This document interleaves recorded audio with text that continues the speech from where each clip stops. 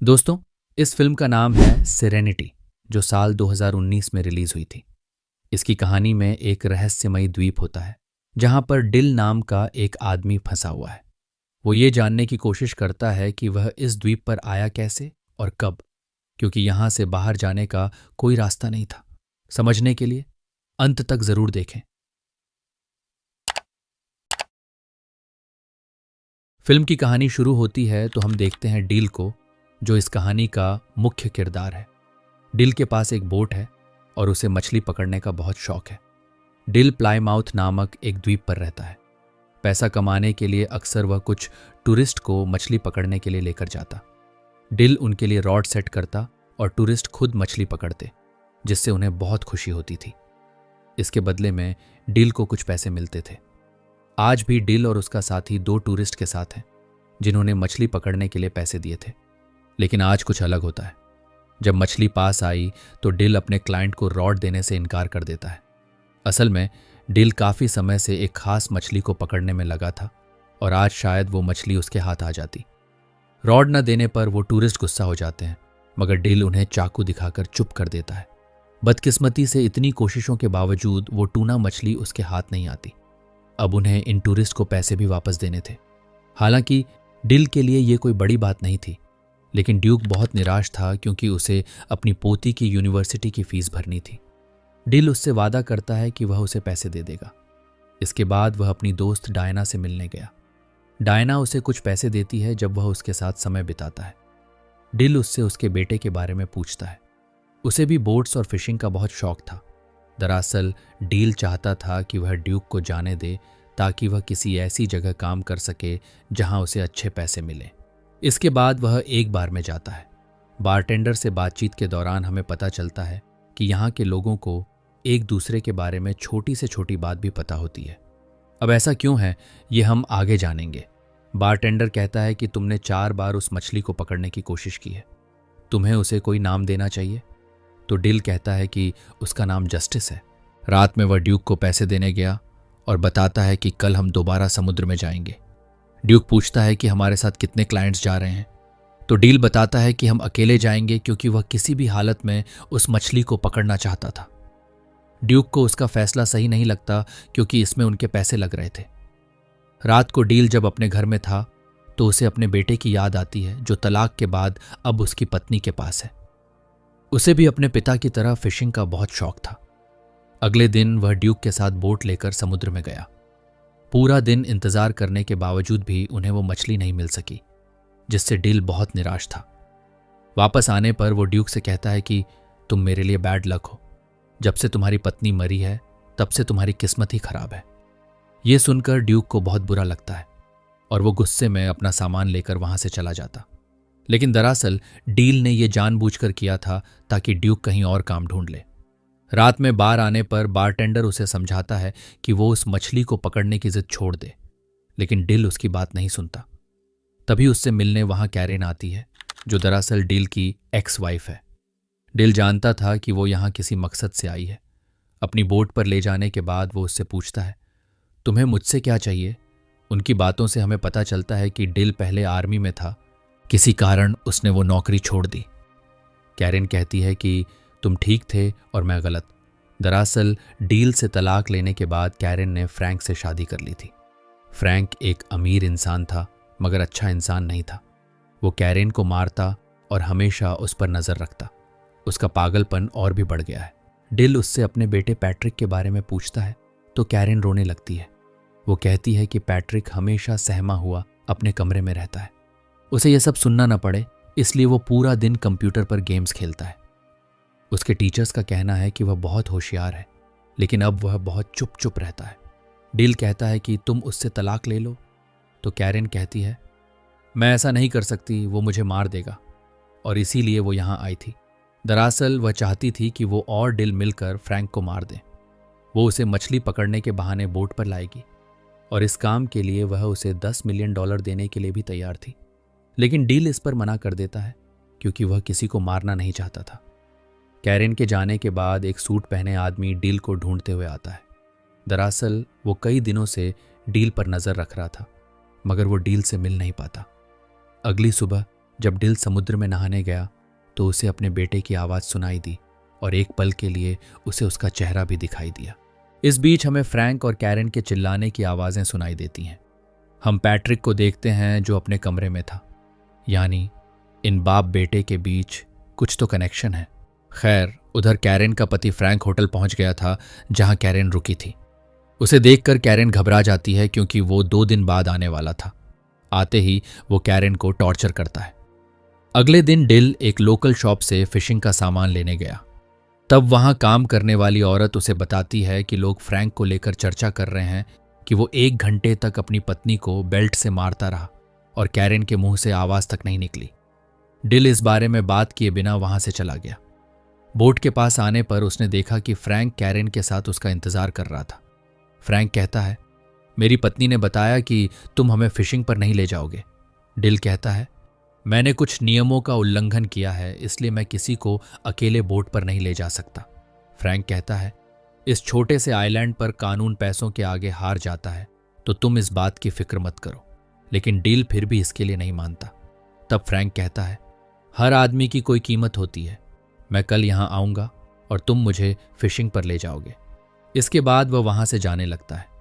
इस बीच वही अनजान आदमी डील को ढूंढते हुए उसके पास आता है, लेकिन इस बार भी डील उसकी बात सुने बिना वहाँ से निकल जाता है। वो आदमी अपनी घड़ी देखकर कहता है, मैं 20 सेकंड लेट हो गया, कुछ तो गड़बड़ है।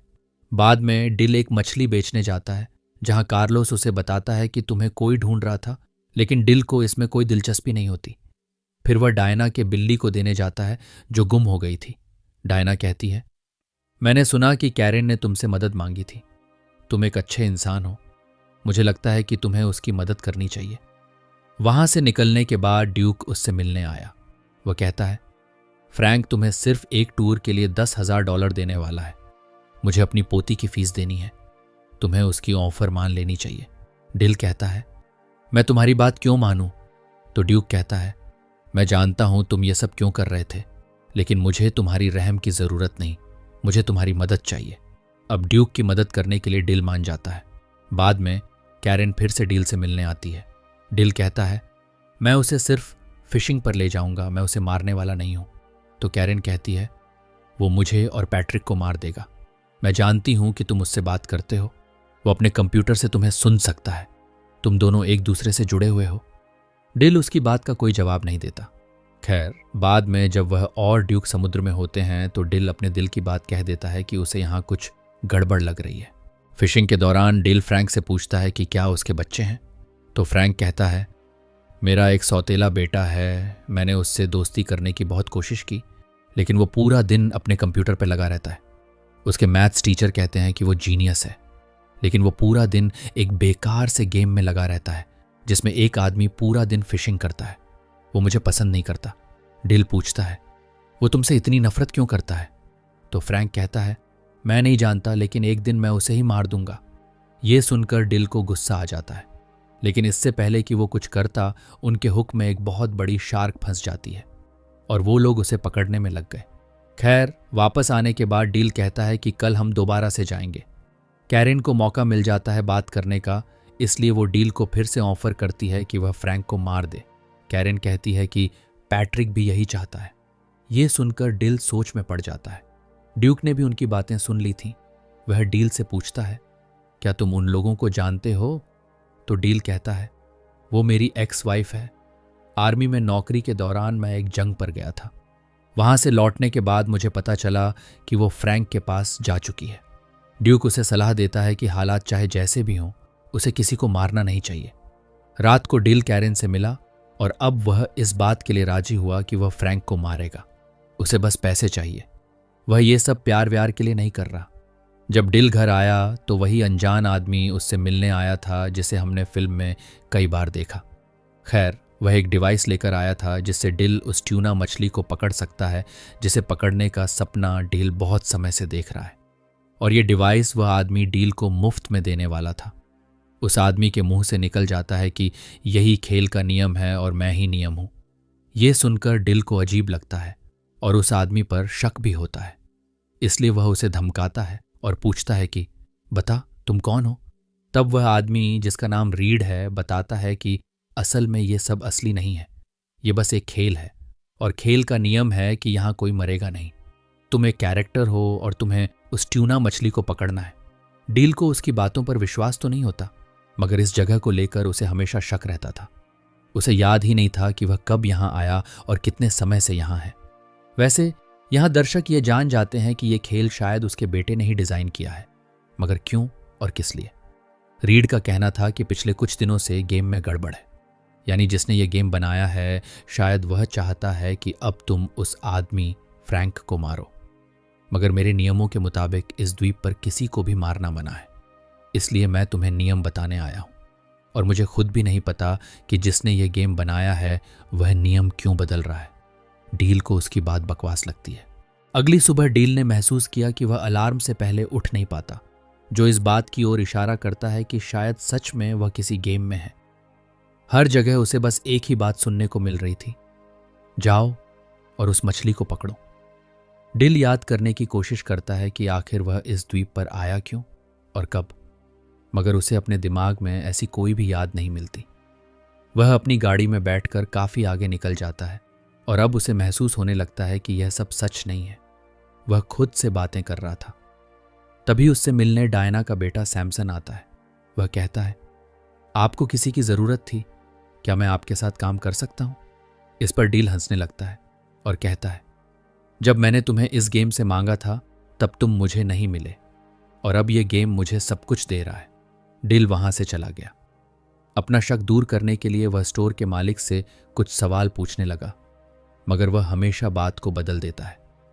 फिर डिल फोन करके ये पता करने की कोशिश करता है कि रीड असली है या नहीं। उसे जवाब मिला कि रीड असली है।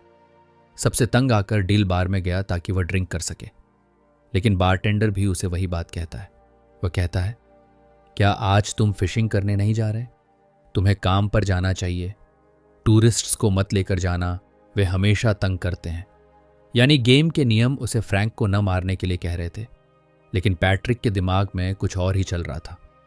दूसरी तरफ दिखाया जाता है कि जब कैरेन की आंख खुली तो उसने फ्रैंक को बाथरूम में घायल पाया। पिछले रात 6 लोगों ने उसे मारा था। दरअसल यह काम ड्यूक का था। उसने ही फ्रैंक को मारने के लिए कुछ लोगों को पैसे दिए थे ताकि वह आज बोट पर ना आ सके। ड्यूक डील से कहता है, मैंने तुम्हारे लिए जो सही लगा मैंने वही किया। इस बात से डील को बहुत गुस्सा आता है। जख्मी होने के बावजूद कैरेन फ्रैंक को मना लेती है कि वह फिशिंग पर जाए। डिल समुद्र के किनारे निराश बैठा था। तभी रीड उसके पास आता है। डिल कहता है, मुझे कुछ भी समझ नहीं आ रहा कि मैं यहाँ क्यों हूँ। मेरी जिंदगी का मकसद क्या है? क्या मैं पागल हो चुका हूँ? रीड कहता है, इस बारे में तो मैं भी कुछ नहीं जानता, लेकिन मैं ये जानता हूँ कि यहाँ हो क्या रहा है। हम सब किसी का सपना है और हमारे बारे में सिर्फ वही जानता है जिसने हमें बनाया है, और शायद तुम जानते हो कि वो कौन है। तो डील कहता है, हाँ, वो एक छोटा बच्चा है जो एक अंधेरे कमरे में बैठकर हमें देख रहा है। उसका सौतेला बाप उसकी माँ को मारता रहता है। शायद इसी वजह से उसने ये गेम बनाया है, इस उम्मीद में कि शायद एक दिन वह अपने असली पिता को वापस ला सके और अपने सौतेले बाप को सबक सिखा सके। वो चाहता है कि मैं उसे इंसाफ दिलाऊं, इसीलिए मैं आज फ्रैंक को मारूंगा, चाहे कुछ भी हो जाए। इस पर रीड कहता है, अगर तुम यही चाहते हो तो मैं गेम के नियम तोड़ दूंगा।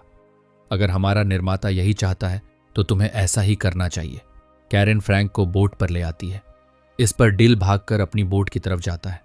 दरअसल पैट्रिक ने एक ऐसा गेम बनाया था जिसमें वह अपने पिता के साथ समय बिता सके, लेकिन जैसे जैसे उसके सौतेले बाप का टॉर्चर बढ़ता गया, पैट्रिक के दिल में उसे मारने की आग भी बढ़ती गई। पैट्रिक बस यही चाहता था कि उसे कोई संकेत मिले कि फ्रैंक को मारना गलत नहीं है। इसलिए उसने गेम में डील को सोचने की इजाजत दी ताकि डिल अपने दिल की सुने, और जो भी उसका फैसला हो पैट्रिक भी वही करेगा। यही वजह थी कि गेम उसे बार बार याद दिला रहा था कि उसे बस मछली को पकड़ना है, लेकिन डिल की सोच बदलने लगी थी। खैर, डिल बोट के पास पहुंचता है जहां फ्रैंक और कैरेन पहले से ही मौजूद थे। डिल फ्रैंक को समुद्र में ले जाता है। फ्रैंक की हालत पहले से ही बहुत खराब थी और कैरेन ने उसे नशे में भी रखा था। तभी उन्हें पता चलता है कि बोट पर सैमसन भी है, जो उनके प्लान को बिगाड़ सकता था। लेकिन अंत में जब डिल ने रॉड फ्रैंक के हाथ में थमा दी तो शार्क उसे समुद्र में खींच लेती है और उसका अंत हो जाता है। असल दुनिया में पैट्रिक यानी डील का बेटा अपने सौतेले पिता फ्रैंक को सच में मार देता है और हम समझ पाते हैं कि डील की असली लड़ाई तो मौत के साथ ही खत्म हो चुकी थी। गेम में जो है वो तो बस पैट्रिक के ख्याल हैं। खैर, इस कत्ल के बाद पैट्रिक को मानसिक अस्पताल में रखा जाता है। गेम में हम देखते हैं कि कैरन डील को अलविदा कहती है, लेकिन डील में उसने पैट्रिक को अपनाने की शर्त रखी थी।